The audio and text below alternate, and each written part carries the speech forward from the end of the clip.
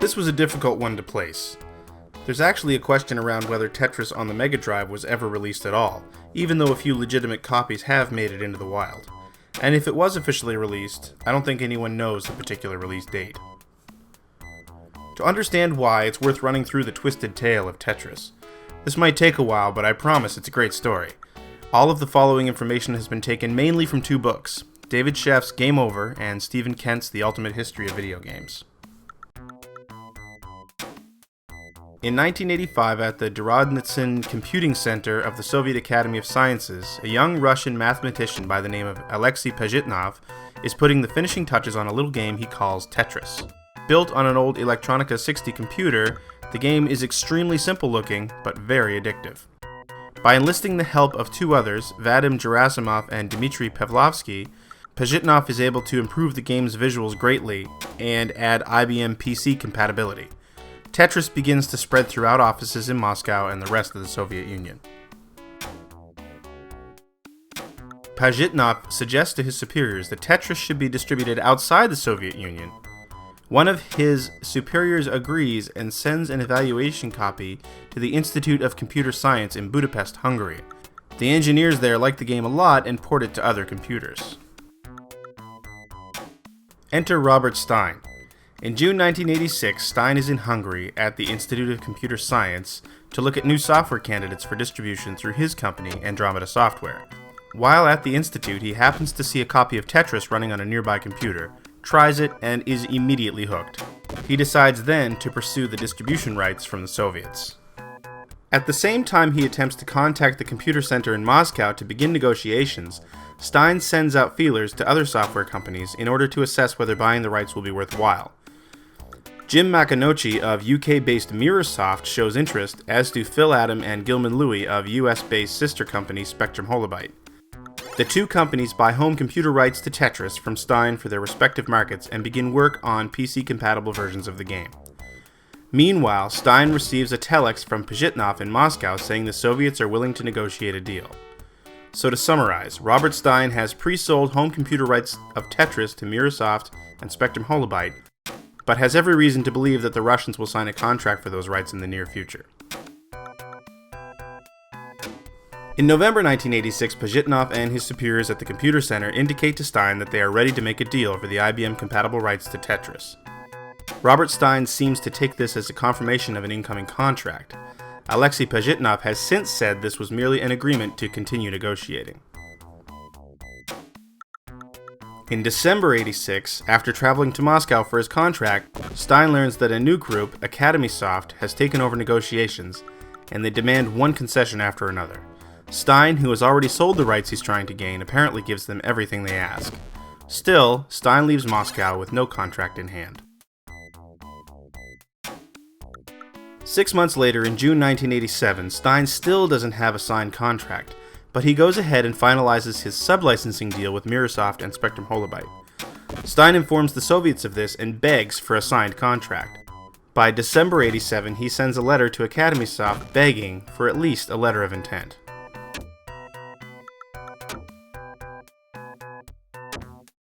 January 1988 is when things really start to go crazy.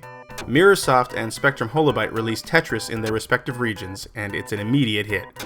In the Soviet Union, the newly formed Elektronorg Technika, or ELORG for short, the Ministry for Import and Export of Hardware and Software, informs Pajitnov and Academy Soft that negotiating for the rights to Tetris was out of their jurisdiction. Alexander Alexenko takes over the negotiations. Meanwhile, Hank Rogers of Bulletproof Software in Japan sees Spectrum Holobyte's Tetris at a trade show and immediately negotiates for Japanese home console and coin-op rights. Gilman Louie sells Rogers the Japanese home computer and console rights. Louie then calls Maconochie at Mirrorsoft to inform him of the deal with Bulletproof Software. Maconochie is confused and explains that he's already sold the worldwide home console rights to Atari Games. Confusion ensues. Who owns these rights? After some intervention from the Maxwell family, which owns both Mirrorsoft and Spectrum Holobyte, Atari Games is awarded the actual rights and are told to sub-license the Japanese home console rights to Rogers at Bulletproof Software. Finally, more than 2 years after his initial meeting, Elorg signs a contract granting Stein worldwide IBM-compatible rights to Tetris in May 1988. Spectrum Holobyte and Mirrorsoft's versions are now nice and legal, and Stein assumes this contract extends to the home console rights already sold to Atari Games and Bulletproof Software. Hank Rogers is still looking for the Japanese coin-op rights and learns that Atari Games has sub-licensed those to Sega. Given that Atari Games is prepping to launch a coin-op version of Tetris in North America and has sub-licensed the same rights to Sega in Japan, by July 1988, Robert Stein begins negotiations to attain those rights from Elorg. It needs to be said here that Hank Rogers enjoyed an uncommonly close relationship with Nintendo. This is probably why, by October 1988, Nintendo had contracted him to get the handheld rights to Tetris in order to bring the game to their upcoming portable game system, the Game Boy. US Nintendo head Minoru Arakawa had seen Tetris at a trade show earlier in 1988 and was convinced he'd found the monster hit Nintendo would need to make Game Boy sales go through the roof. After a bit of research, he and Howard Lincoln were left convinced that Robert Stein did not own the handheld rights to the game. Arakawa decides to approach Hank Rogers in an attempt to get the handheld rights to Tetris. He explains Nintendo's plans for Game Boy to Rogers and says that if Bulletproof Software can get the worldwide handheld rights to Tetris, Nintendo will sub-license from him exclusively. Smelling a huge windfall, Rogers accepts the challenge and immediately contacts Mirrorsoft about the rights. By the end of 1988, Rogers has worked his way up to Robert Stein, who tells him that he is in the process of acquiring the handheld rights from Elorg. Bulletproof Software's PC and Famicom versions of Tetris are also released at this time. By February 1989, Hank Rogers is sick of getting the runaround from Stein and decides to go right to the source. He heads to Moscow in order to obtain the handheld rights to Tetris himself. Elorg's Evgeny Belikov is now heading up negotiations. At the exact same time, Robert Stein also flies to Moscow to meet with Elorg. His back is against the wall. Sega and Atari have been selling coin-op versions of Tetris for a while now, and he still doesn't have a contract for the coin-op rights. Plus, he's promised the handheld rights to Hank Rogers, which he also doesn't own. Meanwhile, Mirrorsoft has dispatched Kevin Maxwell to Moscow at the same time to sew up the handheld and coin-op rights deal that Stein just can't seem to close. Elorg are extremely impressed with Hank Rogers, and quickly sell him the worldwide handheld rights to Tetris. Rogers, mission accomplished and basking in the glow of a job well done, proudly produces a copy of the Famicom Tetris cartridge he's been selling in Japan for the past few months. The mood in the room immediately changes as Belikov demands an explanation.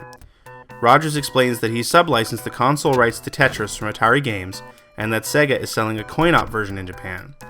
Belikov insists that those rights were never sold to Sega, Atari, Spectrum Holobyte, Mirrorsoft, or Stein's Andromeda Software. In order to appease Belikov and retain the handheld rights he just won, Rogers offers then and there to pay Elorg directly for every copy of Tetris he's sold thus far, and immediately cuts a check. The next day, Kevin Maxwell meets with Belikov to sew up worldwide rights to Tetris. Instead, Belikov presents Maxwell with the Bulletproof Software Tetris cartridge for the Famicom and demands to know what it is.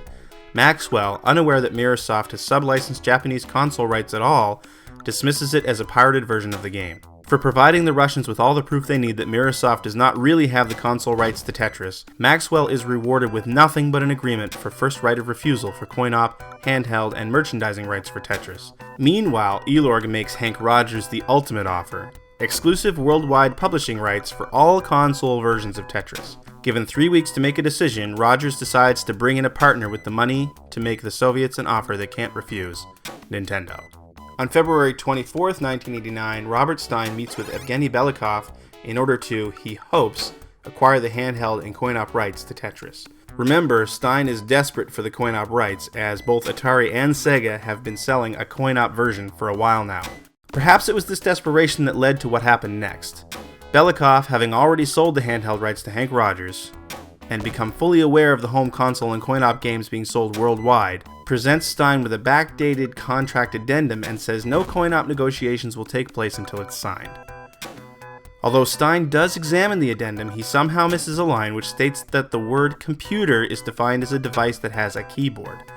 Stein signs the addendum, and by doing so not only earns the coin-op rights he was looking for, but nullifies the console rights he thought he had and which had previously been sub-licensed to Atari Games. This gives Hank Rogers and Nintendo the legal freedom to tie up those rights. The next month, Arakawa, Lincoln, and Rogers all come back to Moscow and finalize the contract that gives Nintendo the worldwide console rights to Tetris. Nintendo immediately sends a cease and desist letter to Atari Games to put a stop to any home console versions being released by Atari or any of its sub-licensees, particularly in regards to the NES version of Tetris, which Atari is preparing to release in North America under its Tengen label. In May 1989, Tengen ships Tetris for the NES in spite of the cease and desist from Nintendo. According to Atari, it's one of their fastest sellers. Atari sues Nintendo, Nintendo countersues Atari. Nintendo eventually gets an injunction against Atari that blocks the sale of Tengen's Tetris for the NES. I'm guessing it was on or around this date, give or take a few months, that Sega released the Mega Drive version of Tetris in Japan because it was taken off the market so quickly. When the music stopped, the only groups with a chair were Nintendo, Bulletproof Software, and Elorg. Nintendo went on to sell millions of Tetris on the NES as well as pack Tetris in with millions of Game Boys sold around the world. Hank Rogers made money on every one of those. Robert Stein's coin-op and PC rights were still good, but the whole ordeal stunted the flow of money from his sub-licensees, as many in the chain of licensees stopped making payments while there was a question of rights ownership. Atari Games got stuck with approximately 270,000 copies of Tetris for the NES that were illegal to distribute. The estimated street value at the time was about $300 per cartridge. Those 270,000 copies were eventually destroyed. Sega's coin-op game remained extremely popular, but it's estimated that only about 10 copies of Tetris on the Mega Drive made it into the wild before it was withdrawn from retail. The end result is that this is one of the most sought-after collector's items in the history of video games, with copies going for thousands of dollars during the rare occasion when they're sold. And what about Alexei Pajitnov, the creator of Tetris, this game that earned millions of dollars in distribution fees and royalties for the Soviet government? Apparently, his reward was a few rubles and a free IBM clone computer. But in Pajitnov's case, the story has a happy ending. In 1996, all Tetris rights held by Elorg reverted back to Pajitnov, who had already emigrated to the United States. Longtime friend Hank Rogers then helped Pajitnov found the Tetris Company, LLC. From that point on, all versions of Tetris created have been licensed directly from Pajitnov himself. In 2006, the Mega Drive's Tetris got a legitimate retail release 17 years after the fact in the form of an unlockable game on the Sega 3D Ages Collection Volume 28, Tetris Collection, for the PlayStation 2. So, all that said, how's the actual game? Well, Tetris on the Mega Drive bears more than a passing resemblance to Tengen's unsellable NES version. What you have here is a pretty basic version of Tetris with very few bells and whistles, but with the most important feature intact: multiplayer. Like the Tengen game, Mega Drive Tetris features a two-player cooperative and competitive mode. In co-op, two players control their own specific set of bricks and work together to create lines in a slightly larger than normal well.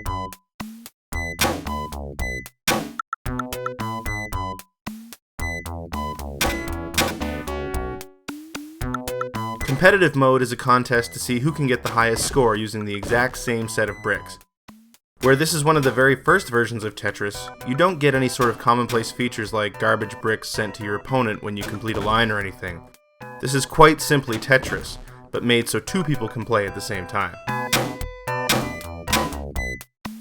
Mega Drive Tetris also features what are called special blocks. I haven't totally figured out exactly what every one of these does, but every now and then one of your regular blocks will be flashing when it drops, and it'll have a different effect when it hits the bottom of the well. One very strange thing about Tetris on the Mega Drive, at least compared to other contemporary console versions, is that you're only able to rotate the falling blocks in one direction. I'm not sure exactly why this is the case, but it makes some of the strategies I've always taken for granted much more difficult to pull off. The overall presentation is pretty underwhelming. The well and blocks look nice enough, but what's with the generic low-res Windows desktop images that keep popping up in the background? It's a shame that the world missed out on Tetris for the Genesis, but it's not an overwhelmingly great port or anything.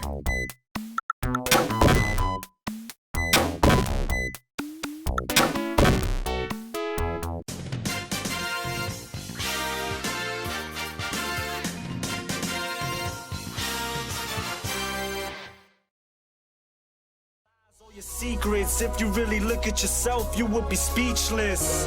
What happened to being doctors and teachers? What happened to being your brother's keeper? Nowadays kids more worried